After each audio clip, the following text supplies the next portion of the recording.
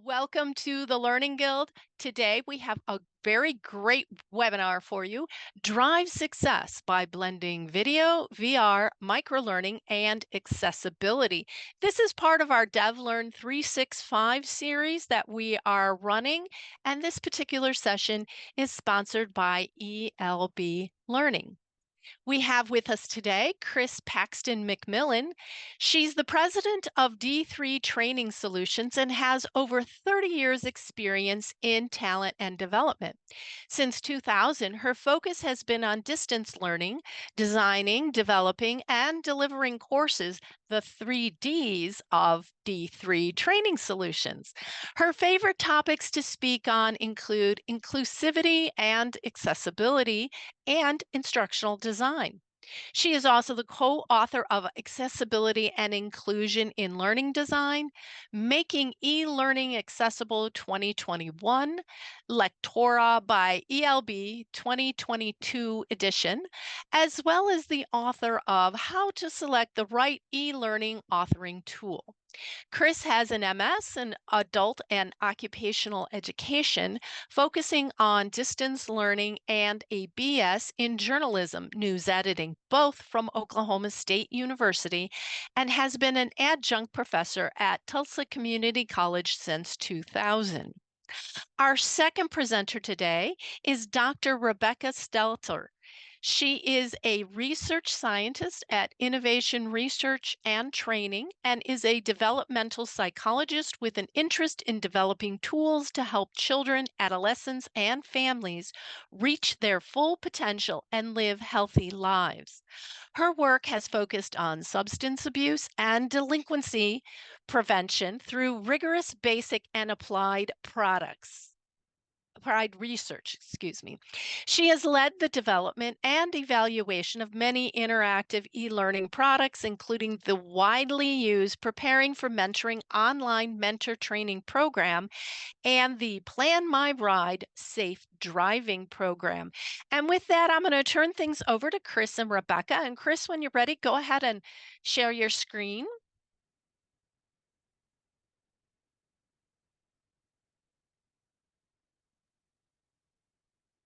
All right, we're seeing your screen, Chris. Great, thank you. And I think I've unmuted myself. Yes. Okay. Thank you, everybody. We want to thank the Learning Guild, ELB Learning, and all of you all for joining us today.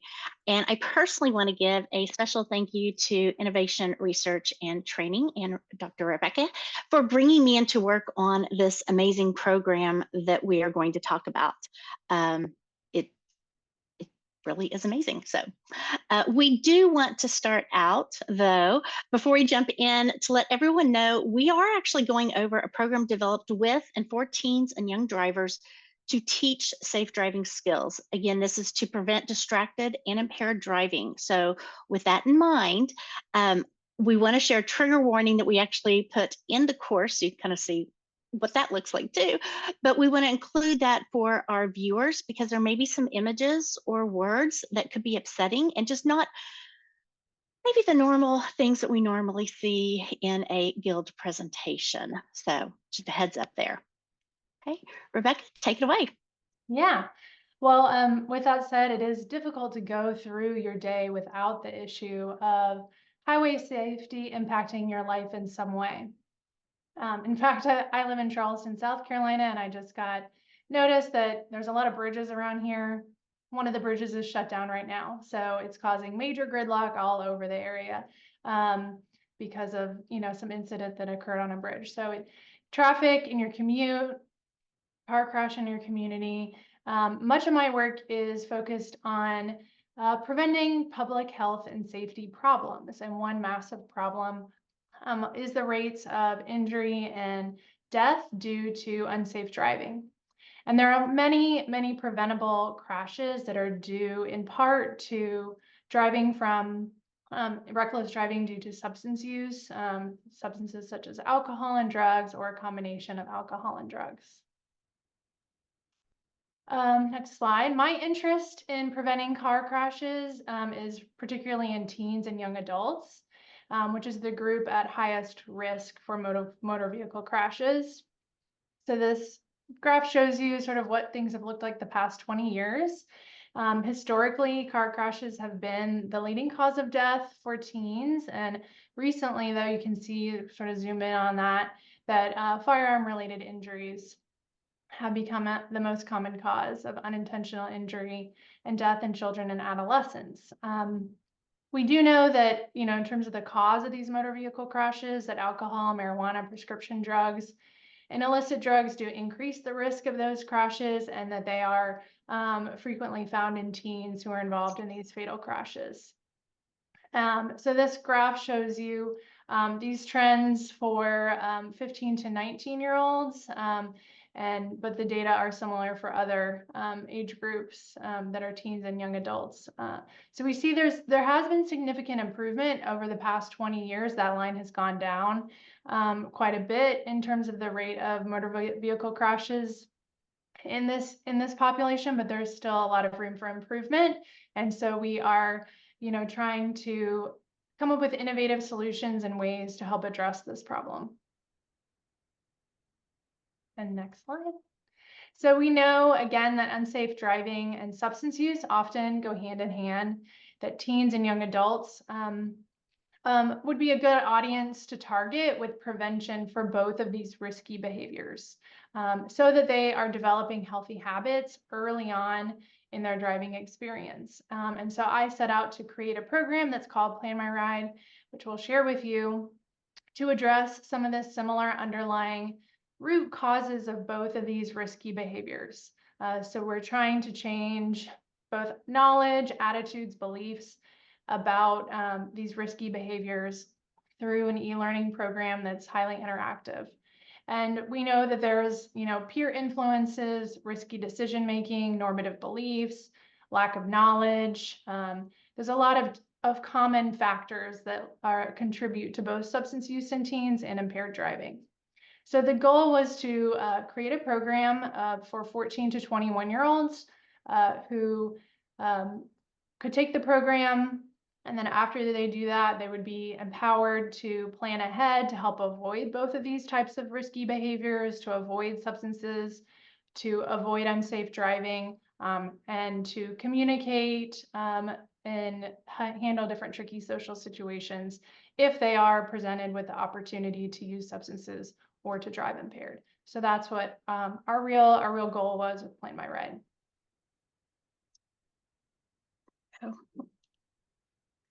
Okay, so I want to start off by saying the Plan My Ride program, when I was brought in, wasn't existing. Am I still, whoops, am I muted? No, we can hear you. Okay, good. Okay. Was an existing 3-module program that IRT had done. And as you see, so there's a website if you're curious. And as you just saw, obviously IRT knows and understands all about the science-backed and theory-driven approach to change behavior. I was brought in to consult with the team during the outlining and storyboarding phasing to ensure when it came time for the actual development, the program and activities would be possible to do, along with making sure that we met WCAG, or Web Content Accessibility Guidelines, AA standards. So throughout the entire planning program and the discussion through all this, we always kept WCAG and, of course, UDL, for our Universal Design for Learning, at the forefront to ensure that we had clear navigation and language, and ensure we would always consider the broad range of learners. So again, thinking 14 to 21-year-olds and their digital needs for sensory, physical, and or cognitive impairments. And this process took us, I think, about 2.5 years. And Rebecca and I were talking about it. It's not that we worked on it 24/7 during that time. There were other things, obviously, that had to go on, but we would meet about once a week on this program. So the components, once it was done, would be actually 7 e-learning modules, and all total, it takes the students about 4.5 hours to complete. They can take these again on the computers, their mobile devices, tablets, whatever. It actually, again, as we mentioned, teaches that planning, communication, and refusal skills, and allows them, which I think is the really great part, to practice those skills. There were also 4 microlearning booster modules. We'll talk more about each of these a little later, and 3 360-degree interactive scenarios that took about 15 to 20 minutes to complete. Throughout this entire, all the components were actually built using ELB's Learning's Lectora and Scenario VR, and all of IRT's programs are accessible, and that's one of the reasons we stick with the ELB, is just because it is so much easier from a development side to develop programs that will meet these accessibility needs with the tool. So we knew going in, we had 3 challenges. It needed to appeal to teens and those young adults. There was, of course, the program assembly and program consistency. And when you hear what all was involved, you will understand a little more about that one. There's also, again, the accessibility, making sure that we're meeting Section 508 of WCAG. So again, accessible to those with sensory, physical, and or those cognitive impairments. And we'll talk first about the appeal. So creating a program that was appealing and engaging to the target audience to drive was a challenge. I haven't been in that target audience for many years. And also due to the presence and heavy use of mobile devices among this audience, of course, the course had to support the teens where they would interact with the content, which is, again, primarily mobile devices, but we also wanted it to look good on the computer too. So a cohesive, eclectic design with a bold color palette was developed for the program to, again, appeal to those teens and young adults. And then that template was created that would give the program that consistent look and feel, yet still enable us to have unique colors, as we can tell from looking this, icons and images for each of the modules. To help with the continuity, 3 teens are featured throughout the program. These are young teen actors, and their actions were specifically, or these actors were specifically chosen for their, of course, acting ability. I was actually just telling Rebecca, I forget that they were given a script that Rebecca wrote, and are reading a script because it just seems so real. Obviously, their visual age appearance, because I don't know how they are, but they definitely look this age, and their sound. And they guide the participants through the course, sharing thoughts and stories, including their experiences about learning to drive, being in a car accident, because one of them was for the story, and for decision making. So they're admitting a lot of things that could possibly go along, which makes it relatable to the students. In addition, there were all kinds of animations, and they were throughout the 7 modules, and they featured characters with diverse ethnicities and clothing to, again, help tell the story. So we're making sure we're being inclusive, not just for that visual look, but also, again, the audio look, making sure, again, it's comprehensible, the accents, things like that for everyone.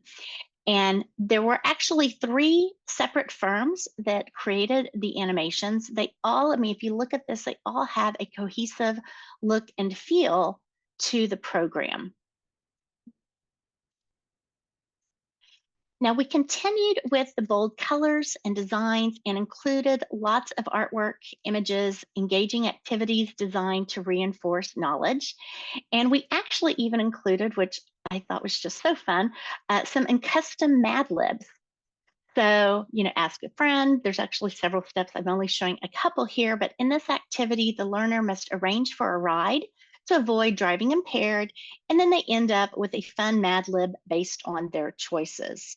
And I was testing it, so we can see I sent a carrier pigeon. I don't think the kids today would be sending that, but it was a fun activity. To help also with the appeal, and because, again, they're so digital savvy, and to provide them with an opportunity to simulate these real life situations and practice using the knowledge and skills that they gained throughout the e-learning modules, 3 360-degree interactive scenarios were created, and those take about 15 to 20 minutes to complete. And here's a screenshot kind of each one with some questions. We can see kind of the situation they're in, asking them how would they respond? What would you do? How should you do this? And we use Scenario VR to create this simulated environment with a realistic situation. And again, actors and everything involved for the learners to practice getting out of these dangerous situations. But this way they could practice without the fear of peer pressure, injury, or death. The scenes, of course, take place in a safe space, virtual reality. We all know about the studies that talk about how lives and money, of course, can be saved using VR. And the learners are actually encouraged to explore and ask questions while simultaneously processing the new information that they're getting. This helped the young drivers see the scenario carried out like a real situation, and having this immersive video environment also meant it could be watched at any time by anyone and as many times as they wanted, which again improves learning retention. We were also inspired by the Plan My Ride steering wheel logo for Wheelie, who is our little character here. He appears, or she, they appear throughout the program and continue with the car imagery. So there's the original icon in the custom progress bar. So the car actually drives along, has the advance on each page. And that was some challenging math, I will say, because there was some math involved there. So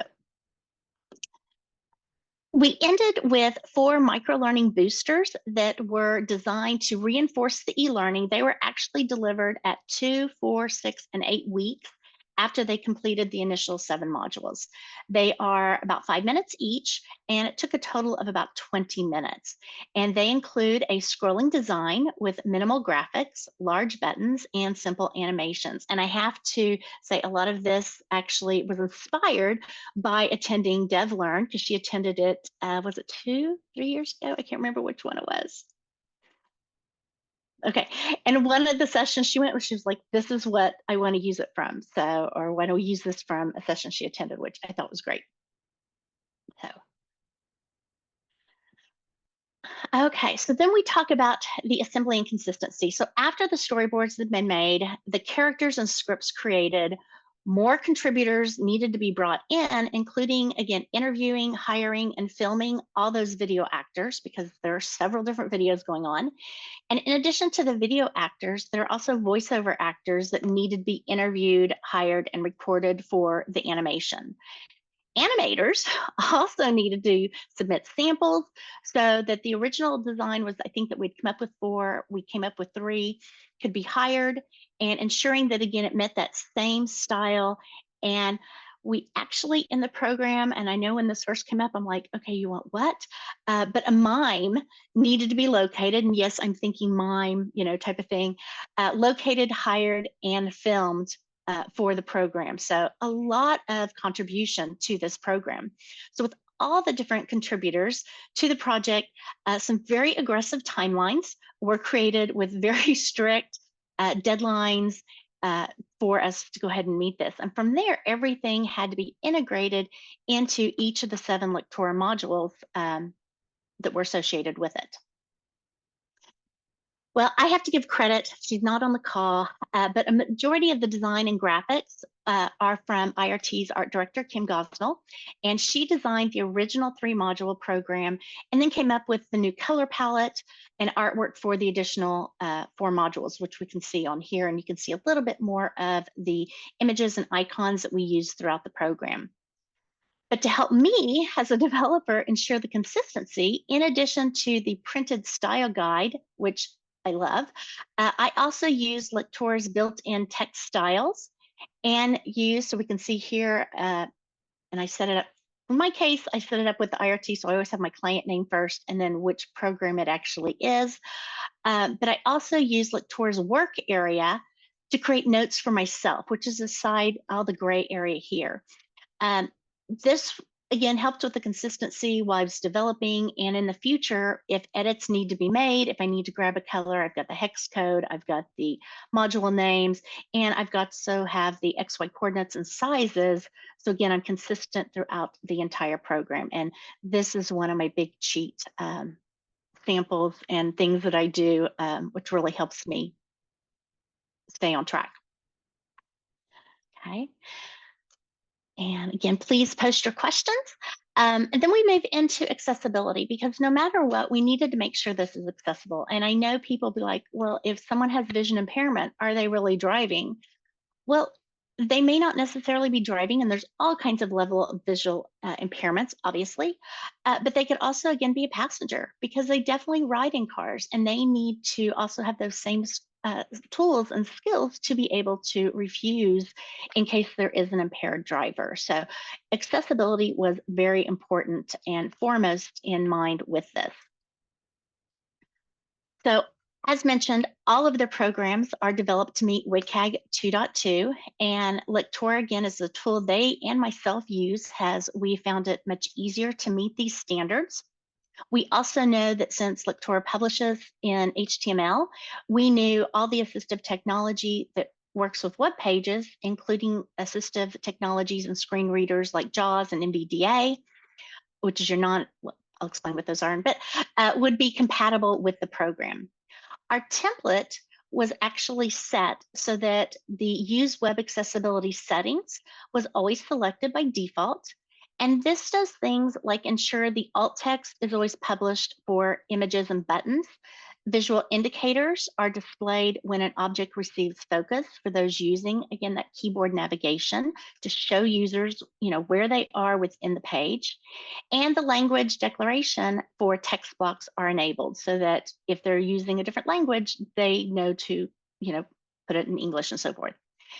Additionally, it was important to give the developers the ability to maintain the reading and tabbing order, as a developers myself, of the content for those navigating the content with a keyboard only, or again, using that assistive technology, making sure things are happening in the correct order. In addition to Lectora's built-in accessibility tester program, content was actually always tested. And here's a sample of a test run where we failed with the red mark, but using, and it was fixed, this is an early failure image, using the NVDA for the non-visual desktop access screen reader. And so that's something I do internal testing on. And then we also, if you're looking at this, I encourage you all to set your mouse down and actually go through and test the keyboard only navigation. And that will help you, again, identify and fix any of these accessibility issues, because I think we often forget to use our keyboard. Other global standards included the requirement that all non-decorative images would have descriptive alt text. And a feature of Lectora, which was a big time saver for me, is that Lectora automatically creates the alt text from the object's name. So when the images would come to me, I could go through and look at them in one program, go ahead and write the file name has that descriptive alt text. So then when I brought it into Lectora, it's the same name that appears again in the name field. Okay, and in the object properties. So I could go through and adjust it beforehand, not necessarily within the tool. So this helped me, especially in between downtimes when images and stuff would come through.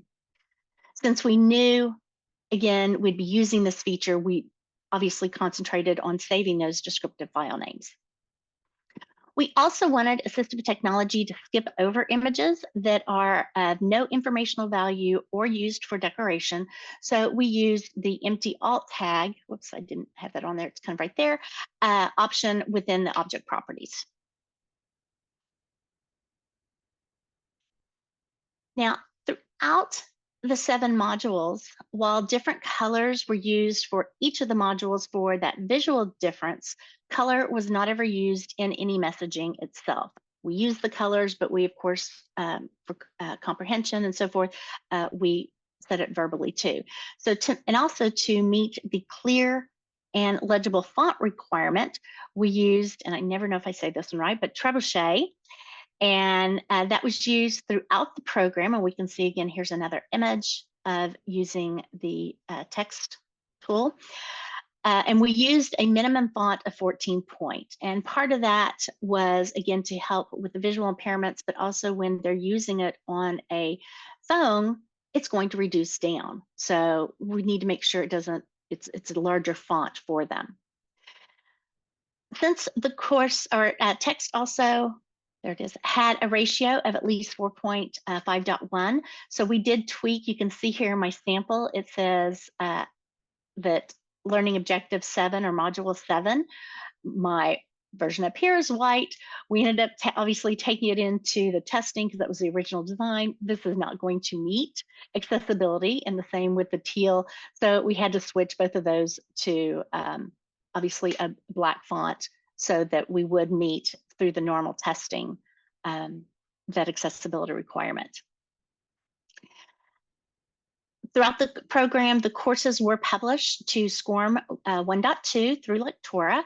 And users, if you do that, of course, hopefully everyone realizes this, that users, if they're using a modern browser, which I definitely think our target audience would, they will support that Zoom functionality. So again, it's the things like Firefox, Internet Explorer, Chrome, and Safari. So this not only had to be tested because these end users aren't within, obviously, IRT's employment base. So this had to be tested not only on smartphones, tablets, and computers, but it was tested on obviously DOS-based or Microsoft-based and Apple products, in addition to multiple different browser types, just to make sure, which did make it a little challenging when it was time to do some of the testing, because different browser types do different things to content.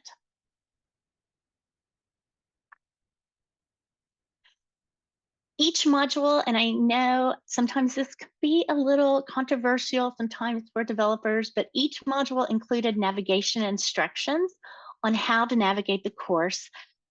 And a lot of people are like, oh, we don't need this, it's the same all the time. I will say for accessibility purposes, you really do need it because you don't know, I can't stress that enough, you don't know the experience of your end user. Oh, but they know computers, they know this. It's still great to have. But I will say one of the things, I wouldn't force them through it. So one of the things that we always did is we gave them the ability to skip through those instructions. And the instructions, again, went over those normal things like the forward and back arrows or swiping, not using the browser's back button because often it exits the courses, where the exit button actually is, how the progress bar works with the car along the bottom, where to get more or what we refer to as source information, because we would have citations and stuff in here just in case they wanted it, along with reviewing, again, those audio and media players. This navigation was consistently applied on all pages in all modules, and there were no time restrictions or limits within the program.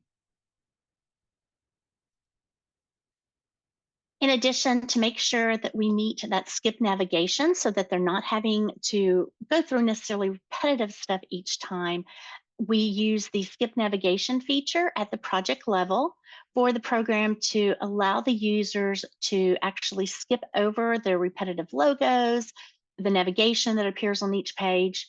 We also used the HTML text types of H1 through H6, and you can see, just to keep myself on track, I will go through and often, actually I didn't do it on this one, I will actually label it in my content that I'm sending it to an H1 and H6, just because it helps me verify that I did it.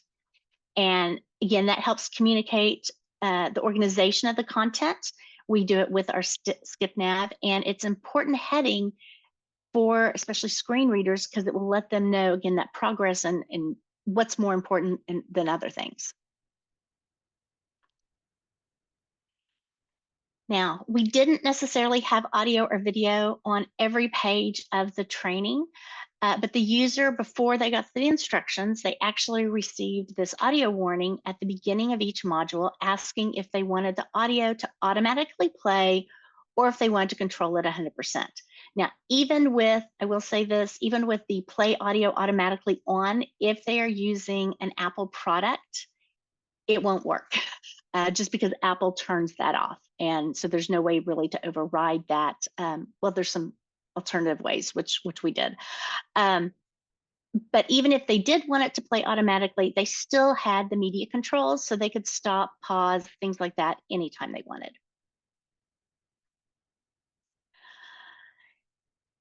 Any page that included audio or video always included an option for closed captioning.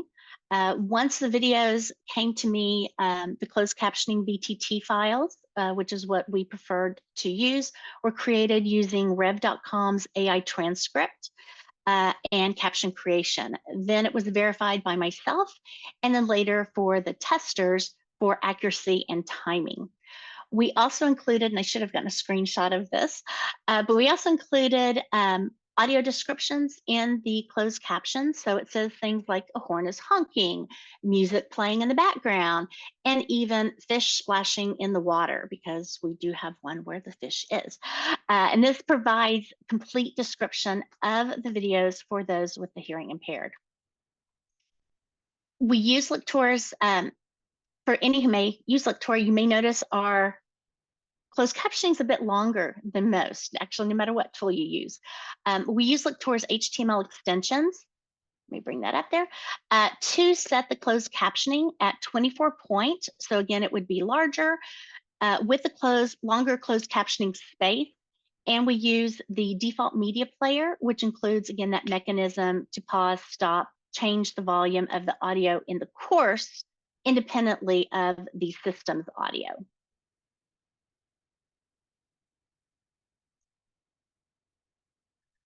Throughout the course, and this was really some of the fun things that we got to do here, the interactive elements such as knowledge check questions were asked, of course, for engagement and knowledge acquisition. And one of the things they do is actually go back and track, of course, for the research.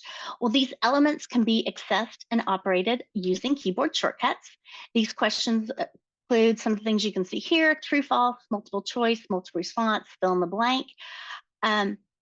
But we had to come up with some innovative solutions to accommodate some challenges specific to certain content types. If we look at a couple of these here on the bottom, they look like they're hotspot questions, but they are actually built as multiple choice questions to work with the screen readers and with the keyboard accessibility. So that's kind of a little backwards thing behind the scenes. All interactions include instructions with a submit button, and then errors are described to the user in the in text. So we can see we've got the try agains through there too. Yes. Now, earlier, I actually said there were no timed elements, but in these lower elements here, or the lower pages, we can see I do have a timer.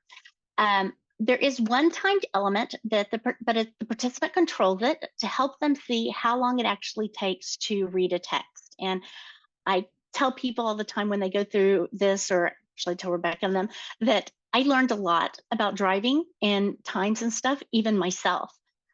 So they can start the timer and it times them. They read, a text message comes up. They read it. When they finish reading it, they hit continue. So this still meets WCAG because it's not timing that they've got a certain amount of time to do and they are in full control over it. It just kind of helps them answer the following questions of how long it may take them. Hang on. Excuse me. To read a text message and distract yourself from driving.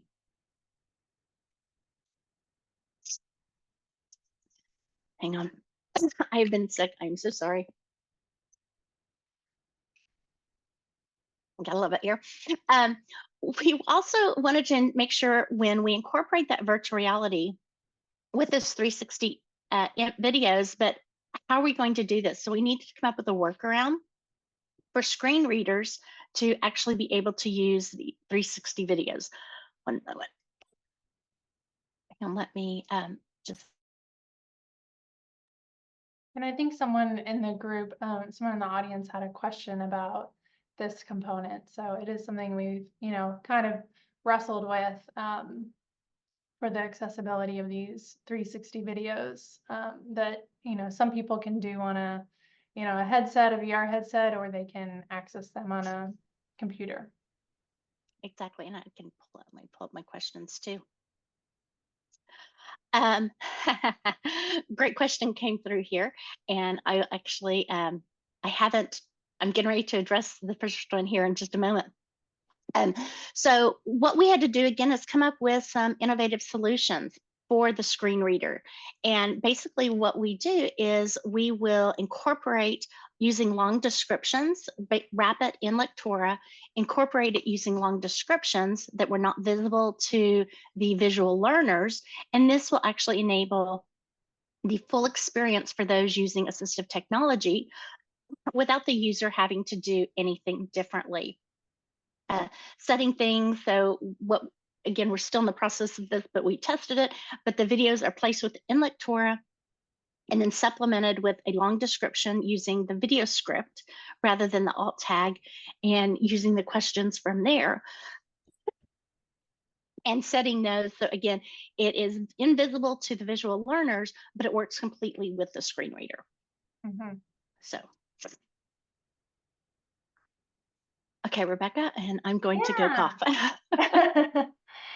So we, as Chris said, spent a number of years working on this project. It, came in several phases, and we, I'm a researcher, so part of this project was to not just create the program but to also evaluate it in terms of whether it's actually having an impact on our desired outcomes.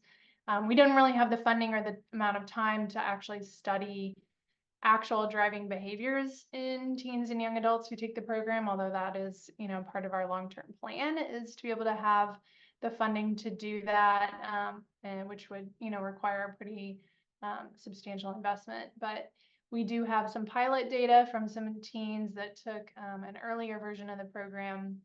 This is pre-post training assessments, and we did see that they, had greater knowledge about the problem of impaired driving after they took the program. They did perceive that different types of impaired driving were more dangerous after doing the program than they did before. Their social norms, those are important beliefs that people have about how many people are engaging in a particular activity. And we know if people think that others are doing it, then it's perceived as more acceptable, and you're more likely to do something. So we did see changes in those norms in the way that we would hope that, teens that took the program, feel like, oh yeah, my friends would disapprove of these types of impaired driving behaviors. They did feel more self-efficacious, more confident to avoid impaired driving after taking the program, and they intended to avoid impaired driving, which we also want to see. So these are some kind of those precursors that we're trying to target through the program that should contribute to actual reductions over time in both distracted and impaired driving. And I don't know if we mentioned that the program does it, it talks about seatbelt use, speeding. Those are emphasized a little less, but distracted driving is primarily cell phone use in driving, alcohol use in driving, cannabis use in driving, other types of drug use in driving, and then riding with an impaired driver. Those are some of the main topics that are included addressed in the 7 modules. And then we are doing a randomized controlled trial. We're analyzing the data now, where we randomly assigned teens and young adults from across the country to complete the program and complete questionnaires over time to get some stronger data on the effectiveness of the program. On the next slide, you'll see we have some qualitative, just sort of open-ended response feedback from teens. We have had about 300 young adults and teens take the program so far across the different research studies. And they had very positive feedback when asked about, the interactivity, the content, and the role of the the scenarios, the three teens that appear throughout the program, who I think do a nice job of being very relatable to the young adults and teens who are taking the program. People felt like they learned something in the program that they don't get in driver's ed, which was another one of the goals, to target some of these more psychological things that aren't really addressed in most driver's ed courses, which are really focused on actual driving skills. And then to me, the highest compliment was that it wasn't cheesy. That was one of the things we were really, really trying very hard throughout the program to make it sort of silly, quirky in some ways, but not cheesy. And, we were guided in that through an advisory board of young adults who helped give us feedback on the scripts and the scenarios and things like that we included in the program to try to ensure that it was entertaining, but not sort of over the top silly. And we sort of use that wheelie character, who's our kind of steering wheel icon. He sort of chimes in a lot to give sort of snarky comments about some of the content. And I really enjoyed, coming up with stuff for Wheelie to say and chime in there throughout the course. So we are excited to see, where we can continue to build out the program and analyze our data and continue to make it interactive. So, and I should also mention, we had, some federal, the whole project was funded by a federal grant from the Centers for Disease Control and Prevention. And that's how we were able to fund the development of the course and the research.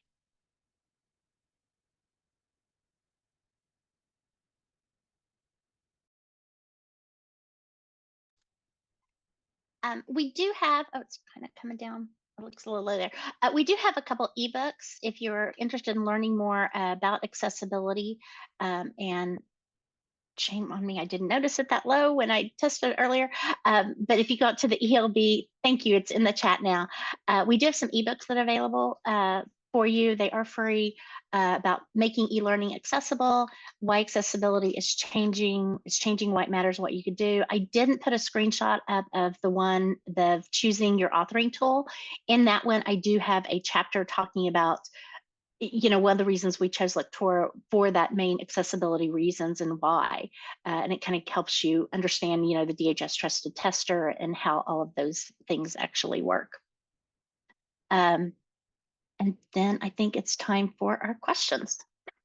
And we've got our contact information. And Rebecca, I forgot to even ask if it's okay to put yours out there. I did. Of course. Of course. All right, so we do have a few questions and I'll just get right to them. So Chris, can you clarify where in Lectora you stored the style guide notes? Yes, basically the work area, which is the way that gray area. So you've got your page or slide that you're actually seeing. And then that work area around that's gray, that at least I know with version 21, that is not recognized by the screen readers. The ARIA coding, which is, I know the term, I don't know how to write ARIA code, but that's behind it. So it doesn't recognize it until it goes onto the page. So you can use any of that area for a holding space. And I usually put it at the topmost level, so it's inherited on every single page. All right. And then what tools did you both use to communicate efficiently and track the development? I used Excel mostly for mine. I'll refer to Rebecca because they had to keep track of all the other stuff. Yeah, I mean, I wouldn't say there's any one tool. I think we've played around with different kinds of project management tools in the past, but I'm personally not great at keeping those updated. So, we had a good proactive team, myself and another colleague who were managing this project in the development. So yeah, Chris really helped keep us on track with her spreadsheets of all the pages. And we also utilize Review Link a lot as we were, iterating through the content to give feedback on the pages and slides once they were created. And that was a really, that's always been very helpful for us. Once we sort of transitioned from the storyboard phased into, things actually getting into Lectora. We used, Box to transfer lots of files with our, since we had multiple animators working on this project, we had a lot of big files going back and forth, and that was very helpful to just sort of keep everything in one place across all the different people working on this project. And we had the style guide and all those things like in that one, in one place, so everybody could share things there and sort of see what everyone else was working on, because we were initially a little concerned about having so many different animators, and our art director working on this, and is it going to all look good once it's put together? And I think it was helpful for them to kind of see each other's stuff a little bit. And I was also like, well, maybe it's just going to be kind of like Sesame Street, where each little segment on Sesame Street is a little different. You may have an animation, you may have puppets, you may have. So I was like, if it's sort of a hodgepodge, maybe that's okay. But I think it ended up working well. Great. Thanks. I hope that answers your question. And then another question came in about the effectiveness and feedback. Do more learners prefer using their phones or computers for this course? That's question one. Question two is, have you faced any challenges with VR integration and accessibility across different devices? And if so, how did you solve them? Yeah, so I can tell you that the teens in our studies really used a combination of mobile devices and computers when they were, completing the program. They were also part of a research study. All of the research components of that project could be done on a phone or on a computer. I was trying to pull up in my report the percentage of people who use different devices, because we did ask them about the devices, but it was pretty even across computers and mobile devices.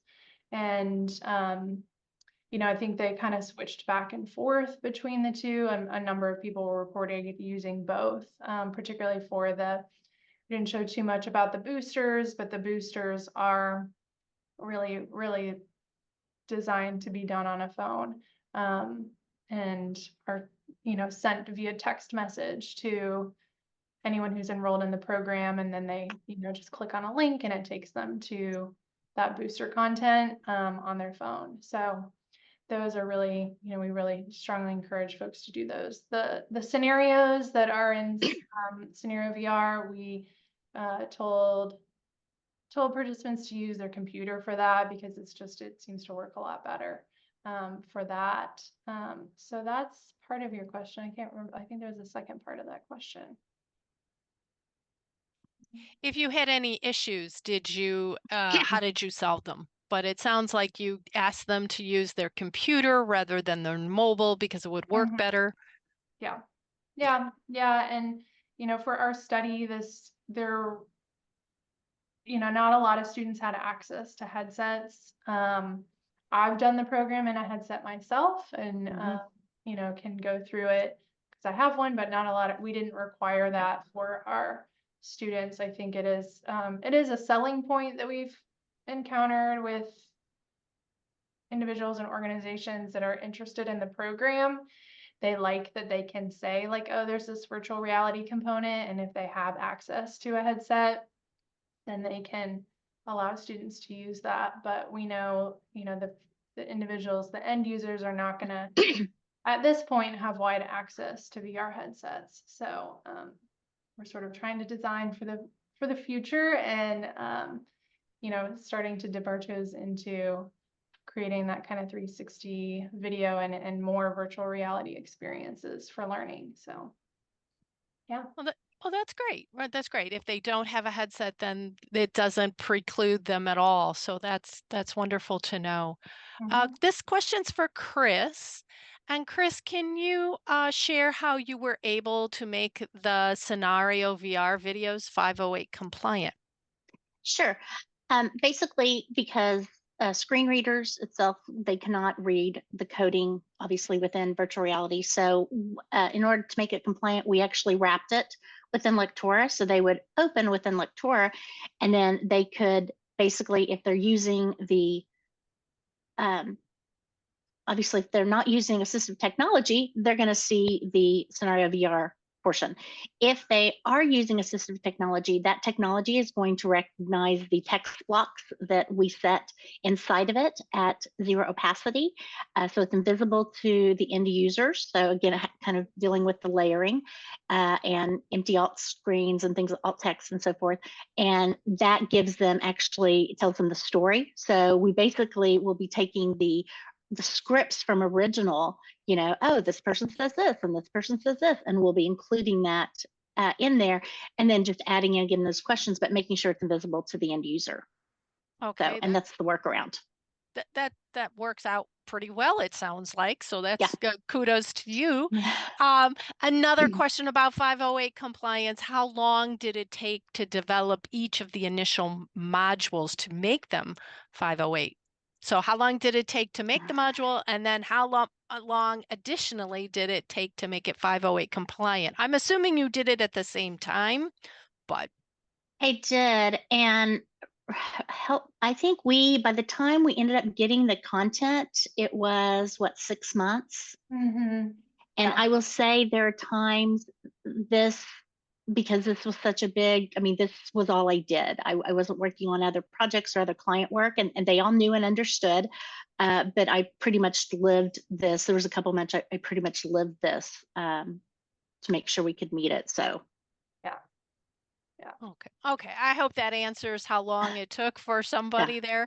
And then you were a single person doing this, not a Yes. team. So I think you could probably, whoever asked that question could probably, factor that in if you had a team working on different pieces. The additional follow-up when you wrapped the scenario VR video in Lectora, was it a web window? It wasn't. You actually will go in, on the insert bar, and I'm sorry, I'm trying to point in my head here. On the insert tab where you just insert the scenario VR. So that's how I actually brought it in. And again, set that has obviously not, well, it's not recognizable by the screen reader. And then using the layers kind of behind it or even in front of it, I added in, I basically built it twice. So we've got the scenario version, but it's all on the same page. And then I use the normal text blocks, multiple choice questions, and so forth. Okay, I hope that answers your question there, Marie. I think it might. And if there's any other questions, go ahead and drop them in the Q&A panel. I think we've answered all of them so far. Is there anything in additional you want to add? We just have a couple of minutes. Oh, Chris or it's Rebecca, been a lot anything? of fun to work on this project with Chris and to try to push some of the limits, I think, of Lectora and scenario VR. And um, we're excited to, keep messing around with this project and this program, as well as expand it and, particularly do more with the VR piece and have a couple of projects that are in the works to do that as well. So Well, that's great. I think it looks great. Obviously, I have not gone through the course, but it does look great, and it does look like I think the kids would like it, young adults. And with that, I don't see any other questions come through, so I'm going to thank ELB Learning. They're the ones who sponsored this webinar today, and there is a QR code if you want to talk with a learning strategist now. I did drop both Chris and Rebecca's contact information in there if you want to get in contact with them about something. And of course, we appreciate the time that you have taken today to spend with us, and we appreciate ELB sponsorship. And of course, we do appreciate Rebecca and Chris taking this time, giving us this information, and showing how we can do it. So thank you, ladies. Thank you. Thank you. Thank Oh, you. two more questions Oh. have come in. Oh, nope. How many modules in total? There were 7 e-learning modules. There are 3 scenario VRs, and there are the mobile. So 3 or 4? 4. 4. Okay. 4 boosters. Boosters. Yeah. Okay, well, thank So. you. So that answers that question. I just want to tell you that there were a lot of nice comments coming through in the Q&A. They loved the design. They loved the little car at the bottom, and they very much appreciated what you have produced. So those were comments, not questions. So thanks so much for that. So thank you, everybody, for spending your time with us again. This is sponsored by ELB Learning, and we'll see you at the next webinar. Bye-bye, everyone.